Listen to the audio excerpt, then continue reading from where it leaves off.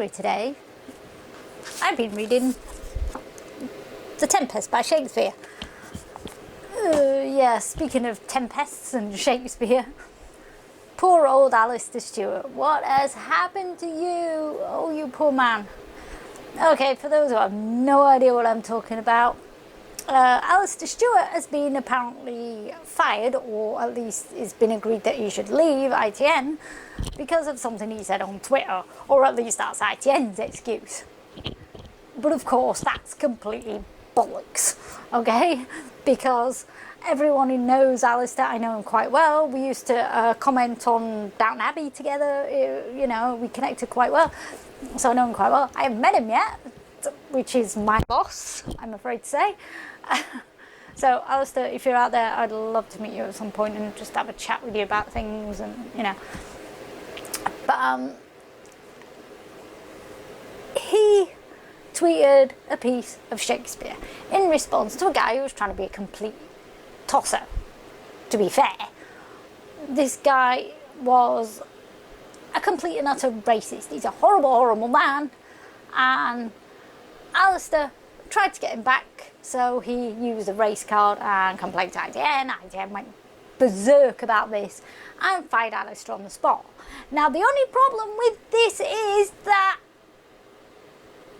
there's no grounds for that. So the only other reason I can think of is because Alastair is old and they needed an excuse to get rid of him, but they couldn't get rid of him by saying you are old, we are kicking you out, because that would have been ageist, that would have been against the law, and they couldn't do that.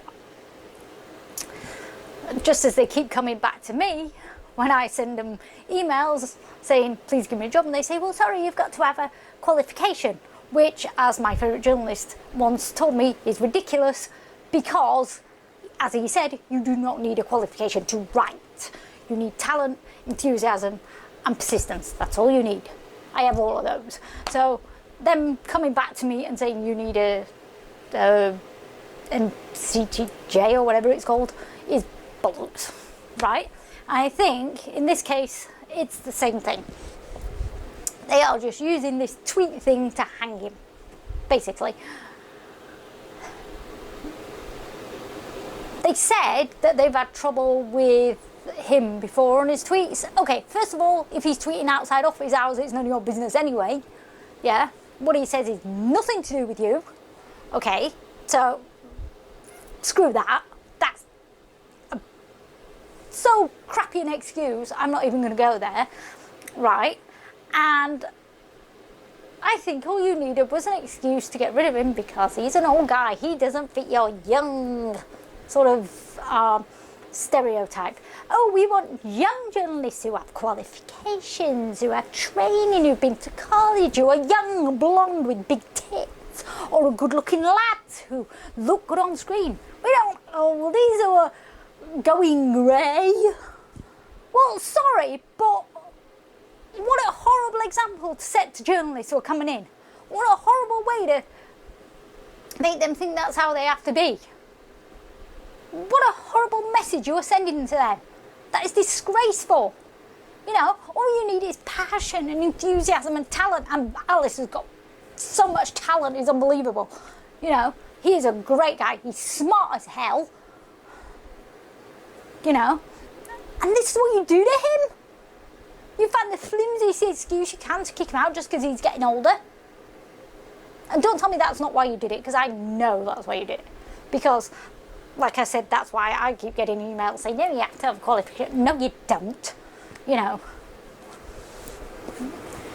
Because I wrote to another newspaper and said, give me a job, and they gave me exactly the same thing. You need a qualification. My friend, my favourite journalist, like, no, you don't. All you need is passion and persistence. When I said I had ambition to get into IT, and he said, getting into IT is very hard. You know, he was straight up front with me and said, getting into IT is very, very hard.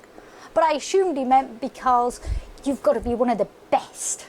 You know, you've really got to be, you know, the best and the brightest.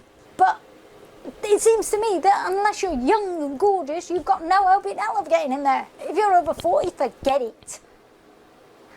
And a lot of his colleagues have been standing up for him, which is good, because not to be rude, but Mary and James and Julie, you are getting older, guys.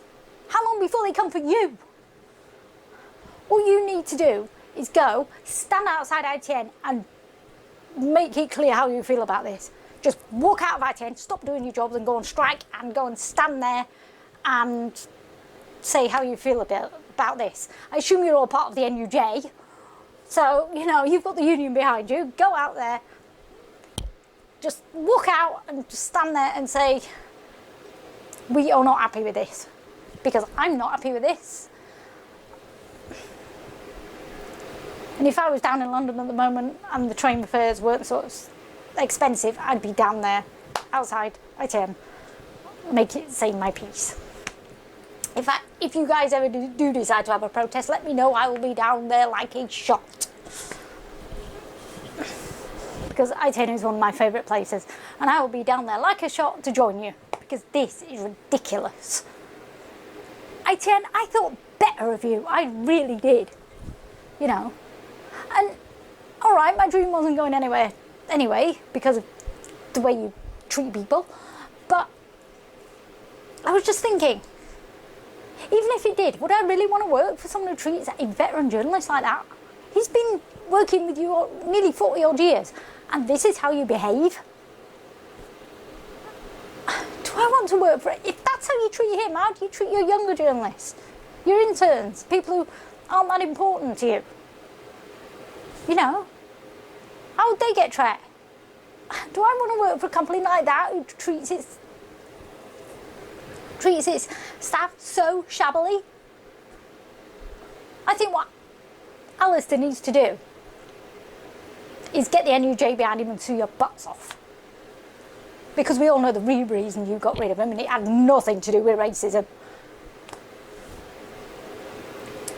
And what we should be doing, the people who support Alastair, is screaming and yelling and saying this is not right. If you are his colleagues, get out of ITN and stand there and show them that this pisses you off. If, like me, you can't get there or you're not anywhere near London, then just stand up and say how much you stand with him. Okay, keep tweeting about it. Don't let this fall down. Don't let this stop. Don't let this conversation die down.